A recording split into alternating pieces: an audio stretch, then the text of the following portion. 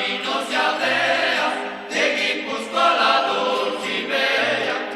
Cuando va cayendo la noche, se oye el canto de una sirena. Su canto es amor, su canto es dolor, con ecos en lejanas tierras. Su canto es amor, su canto es dolor, de tiempo que añoran y anhelan. Somos cuatro amigos que aquí hemos llegado, vamos a contar de dónde hemos estado.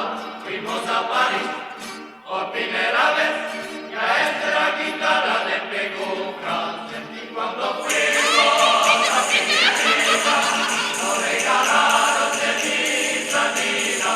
Y cuando entramos en Nueva York, nos dio todos los duros del gobernador.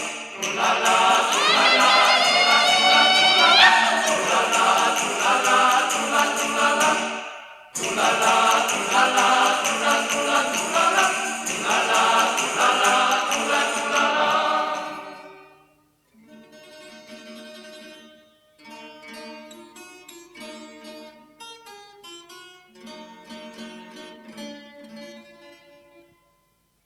En esta noche bella, tan silenciosa, tan dulce y clara, oh luna, aquí iluminas hasta la aldea de mi adorada. Alumbra con firmeza los altos montes, los verdes prados, donde mi amada vive, donde mi amada me está esperando. Montaña de Guipúzcoa, dulce recuerdo de mi niñez. Aldeas orientes, feliz el día que vuelva a ver. Montañas de Guipúzcoa, paisajes de esplendor.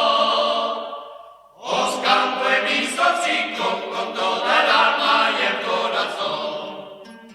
Os canto en mi solcico con toda el alma y el corazón.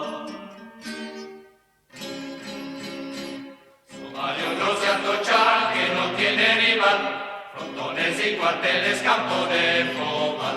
La gran tabacalera que nos hace cantar, teatros como el Nueva y como el de Costal. El gran mar en Chaval, caras continental, matadero colosal, plaza monumental. El Costal Ignacio y el Santo Hospital. El Costal Ignacio y el